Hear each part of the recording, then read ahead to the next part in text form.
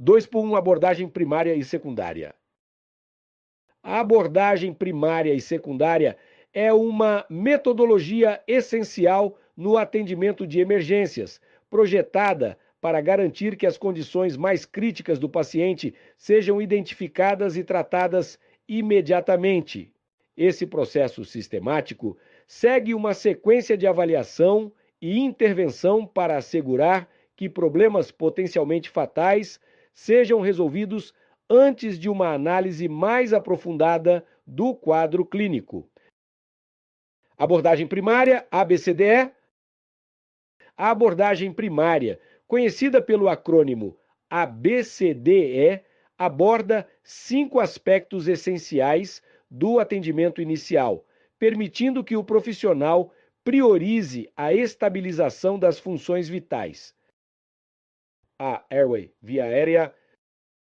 A primeira prioridade é garantir que a via aérea do paciente esteja desobstruída. Se houver obstrução, o profissional deve agir rapidamente para liberá-la, utilizando manobras como inclinação da cabeça e elevação do queixo, aspiração ou, em casos mais graves, intubação. B. Breathing, respiração. Avalia-se a respiração, incluindo a frequência, profundidade e esforço respiratório. O profissional verifica se o paciente está respirando adequadamente e, caso necessário, administra oxigênio ou inicia a ventilação assistida para garantir uma troca gasosa eficaz. C. Circulation, circulação. A circulação sanguínea é verificada através de sinais de perfusão, como pulso, pressão arterial e coloração da pele. O profissional procura sinais de choque ou hemorragia e, se necessário, inicia intervenções como controle de hemorragias externas ou ressuscitação cardiopulmonar, RCP.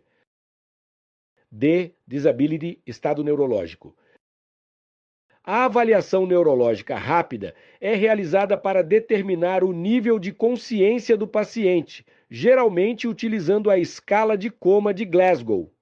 Isso ajuda a identificar possíveis alterações neurológicas agudas, como traumas na cabeça ou intoxicações. E exposure, exposição. O paciente é exposto o suficiente para identificar lesões ocultas, mantendo-o aquecido e respeitando a privacidade sempre que possível. A exposição permite identificar lesões traumáticas ou outras anormalidades que podem necessitar de atenção. Abordagem secundária. Após a estabilização inicial, o profissional de emergência realiza uma abordagem secundária, que envolve uma avaliação mais detalhada e inclui a coleta de informações adicionais sobre o paciente. História clínica rápida, SAMPLE. Utilizando o acrônimo SAMPLE, o profissional investiga. S. Signs and Symptoms, sinais e sintomas. Observação dos sinais e coleta dos sintomas relatados pelo paciente. A. Alergias. Verificação de possíveis alergias a medicamentos, alimentos ou substâncias. M. Medications, medicamentos. Medicamentos em uso que possam influenciar o quadro ou contraindicar intervenções. P. Past Medical History, histórico médico, condições médicas prévias relevantes. A.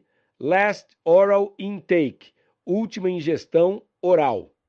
Verificação da última ingestão de alimentos ou líquidos, importante para cirurgias ou procedimentos. E Events Leading Up, eventos precedentes. Descrição dos eventos que antecederam o quadro de emergência. Exame físico completo. Um exame físico detalhado é conduzido para identificar lesões adicionais, avaliar áreas doloridas ou sensíveis e observar sinais de deterioração não perceptíveis na abordagem primária. Importância da abordagem primária e secundária. Essas abordagens estruturadas são cruciais para garantir que o atendimento seja sistemático, rápido e completo, evitando que qualquer condição ameaçadora à vida passe despercebida. A abordagem ABCDE é especialmente eficaz para intervenções iniciais, enquanto a abordagem secundária permite um diagnóstico mais completo e um planejamento de cuidados mais abrangente. Com essas etapas, o profissional de saúde é capaz de organizar o atendimento, aumentar a segurança do paciente e maximizar as chances de uma recuperação bem-sucedida em contextos de emergência. 2.2 Avaliação de sinais vitais. A avaliação dos sinais vitais é uma das primeiras etapas no atendimento de emergência, oferecendo uma visão rápida e objetiva sobre o estado de saúde do paciente. Alterações nos sinais vitais são frequentemente os primeiros indícios de problemas graves e guiam o profissional de saúde na identificação de urgências, monitoramento da resposta às intervenções e orientação do atendimento adequado. Este capítulo detalha os principais sinais vitais e suas implicações para o atendimento emergencial. Principais sinais vitais e suas avaliações. Temperatura corporal. A temperatura corporal é um indicador importante, pois variações podem refletir a presença de infecções, inflamações ou outras condições críticas. Febre pode ser um sinal de infecção, enquanto a hipotermia indica perda de calor corporal, comum em vítimas de trauma, ambientes frios ou parada cardíaca. Frequência cardíaca, pulso. A frequência cardíaca revela informações sobre o sistema cardiovascular e a resposta do corpo ao estresse. Frequências elevadas, taquicardia, podem ser indicativas de dor, febre, desidratação ou choque, enquanto frequências baixas, bradicardia, podem indicar problemas cardíacos, uso de medicamentos específicos ou hipotermia. A qualidade do pulso, forte, fraco, rápido ou lento, também é avaliada para identificar problemas de perfusão. Frequência respiratória. A frequência e o padrão respiratório refletem o estado do sistema respiratório e a eficiência da oxigenação. Respiração rápida, taquipneia, pode indicar desconforto respiratório ou condições como acidose metabólica, enquanto uma respiração muito lenta, bradipneia, pode ser um sinal de depressão respiratória, especialmente associada ao uso de sedativos, traumas na cabeça ou insuficiência respiratória. Pressão arterial. A pressão arterial reflete a função cardíaca e o estado de circulação sanguínea. Hipertensão, pressão alta, pode ocorrer em resposta ao estresse, dor ou em condições agudas como o AVC. Já a hipotensão, pressão baixa, pode indicar choque, hemorragias ou desidratação severa. A medição regular da pressão arterial é essencial para monitorar a estabilidade do paciente. Saturação de oxigênio. Medida pelo oxímetro de pulso, a saturação de oxigênio indica a eficiência da oxigenação do corpo. Valores normais estão geralmente acima de 94%. Valores abaixo desse limite indicam hipoxemia, um sinal de que os tecidos estão recebendo menos oxigênio do que o necessário, o que pode ocorrer em casos de insuficiência respiratória, choque ou obstrução das vias aéreas. Nível de consciência. A avaliação do nível de consciência, frequentemente usando a escala de coma de Glasgow, fornece informações sobre o estado neurológico do paciente. A diminuição da consciência ou confusão pode indicar hipóxia cerebral, intoxicação, trauma ou outras condições críticas. Essa avaliação rápida ajuda a identificar deterioração no estado mental do paciente, permitindo uma intervenção precoce. Interpretação e relevância dos sinais vitais.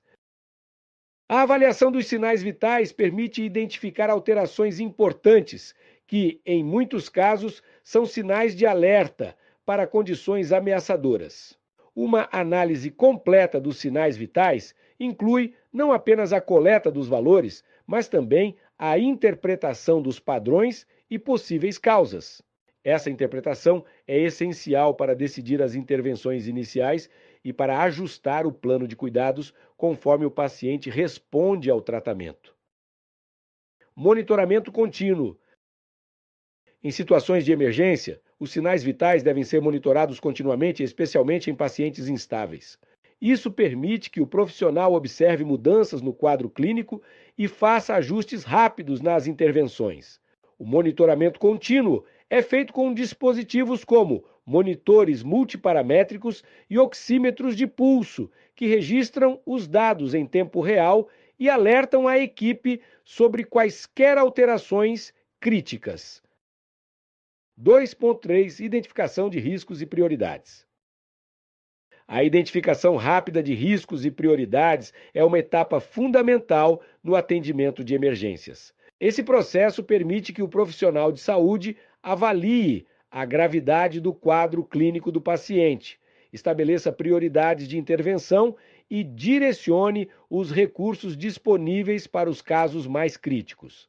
O objetivo é assegurar que as condições mais ameaçadoras à vida sejam identificadas e tratadas com urgência, otimizando a eficácia e a segurança do atendimento. Este capítulo explora as metodologias de avaliação de riscos e prioridades com enfoque em técnicas práticas e critérios específicos que ajudam a guiar o atendimento em situações de emergência. Avaliação de riscos imediatos. Ao iniciar o atendimento, o profissional deve realizar uma avaliação rápida dos sinais e sintomas que podem indicar ameaças imediatas à vida. Essas ameaças incluem, mas não se limitam a condições como obstrução das vias aéreas, qualquer dificuldade respiratória evidente ou obstrução visível das vias aéreas precisa ser abordada imediatamente, pois pode levar à insuficiência respiratória e ao óbito. Insuficiência respiratória ou cardíaca. Pacientes com sinais de hipóxia, baixa saturação de oxigênio ou alterações graves na frequência cardíaca e respiratória exigem intervenções imediatas, como administração de oxigênio e suporte ventilatório. Choque e hemorragia ativa. Hemorragias severas e sinais de choque, como pressão arterial muito baixa e taquicardia, são condições que podem rapidamente se agravar, levando ao colapso circulatório. Alterações neurológicas agudas. Pacientes com perda repentina de consciência, confusão ou sinais de AVC, acidente vascular cerebral, também precisam de intervenção urgente, uma vez que o tempo é um fator crítico para a preservação da função cerebral. Classificação de prioridades, triagem. A triagem é uma prática essencial em ambientes de emergência e é aplicada de forma a classificar pacientes de acordo com a gravidade de seu quadro clínico e a urgência de atendimento. Esse processo permite que o profissional priorize os pacientes com maior necessidade de intervenção, assegurando que os recursos limitados sejam utilizados de forma eficiente. Um dos sistemas mais utilizados para essa classificação é o Protocolo de Manchester, que organiza os pacientes em 5 categorias de risco. Vermelho, emergente, atendimento imediato. Pacientes com risco de vida iminente, como parada cardiorrespiratória. Laranja, muito urgente, atendimento em até 10 minutos. Condições que, se não tratadas rapidamente, podem evoluir para uma situação de risco de vida. Amarelo, urgente, atendimento em até 60 minutos. Pacientes em estado moderado de gravidade que requerem atenção, mas cuja condição não é crítica. Verde, pouco urgente, atendimento em até 120 minutos. Casos estáveis, sem risco iminente, que podem aguardar sem agravo significativo. Azul, não urgente. Atendimento em até 240 minutos. Pacientes em estado estável, com problemas crônicos ou queixas menores.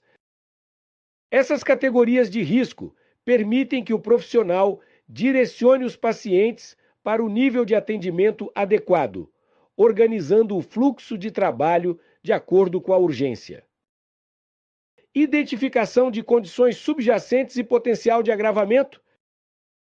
Além de avaliar os sinais imediatos, é importante considerar as condições de saúde pré-existentes que podem aumentar o risco de complicações. Esses fatores incluem condições crônicas. Pacientes com doenças como diabetes, hipertensão ou doenças cardíacas têm um risco maior de agravamento, mesmo em quadros menos graves. Idade avançada e estado imunológico. Pacientes idosos ou imunocomprometidos são mais suscetíveis a complicações e podem necessitar de atendimento prioritário, mesmo se os sintomas iniciais não parecerem graves. Uso de medicamentos específicos. Pacientes que utilizam anticoagulantes, por exemplo, apresentam maior risco de hemorragia, o que deve ser considerado na avaliação inicial. Análise do ambiente e disponibilidade de recursos. A identificação de riscos e prioridades no atendimento de emergência também leva em conta o ambiente e os recursos disponíveis no local. Em cenários de catástrofes, acidentes com múltiplas vítimas ou em locais com acesso limitado a recursos médicos, o profissional deve adaptar suas ações com base na realidade do contexto, priorizando as intervenções essenciais e garantindo a segurança de todos os envolvidos. Estabelecimento de zona de atendimento. Em situações de múltiplas vítimas, a criação de uma zona de atendimento organizada e dividida por níveis de prioridade ajuda a otimizar o fluxo de trabalho e a segurança. Distribuição de recursos. O profissional deve organizar o uso de equipamentos, medicamentos e pessoal, priorizando aqueles em maior risco e evitando a sobrecarga das equipes. Ferramentas de suporte à identificação de riscos. Existem ferramentas que auxiliam o profissional na identificação e priorização de riscos, como a escala de Glasgow para avaliação neurológica e dispositivos de monitoramento multiparamétrico que registram sinais vitais em tempo real. Estas ferramentas ajudam a avaliar objetivamente a gravidade do quadro do paciente e a identificar alterações precoces no quadro clínico. Escala de Coma de Glasgow, ECG, usada para avaliar o nível de consciência do paciente. Essa escala ajuda a determinar rapidamente a gravidade das alterações neurológicas. Monitor multiparamétrico. Monitora em tempo real a pressão arterial, frequência cardíaca, saturação de oxigênio e outros parâmetros essenciais, permitindo uma avaliação contínua e auxiliando no acompanhamento do paciente. Checklists e protocolos padronizados. Protocolos de atendimento ajudam a manter a consistência no processo de avaliação e minimizam o risco de omissão de etapas importantes. Conclusão. A identificação de riscos e prioridades é um componente essencial do atendimento de emergência, que permite que o profissional de saúde atue de forma organizada e focada, concentrando recursos nas condições mais críticas. Com o uso de protocolos, triagens e ferramentas de monitoramento, o profissional pode assegurar que nenhum paciente com risco de vida seja negligenciado e que o atendimento seja eficaz, mesmo em contextos de grande pressão. Profissionais capacitados e familiarizados com essas metodologias estão melhor preparados para agir rapidamente, aumentando as chances de uma recuperação bem-sucedida e promovendo a segurança do paciente em todas as etapas do atendimento.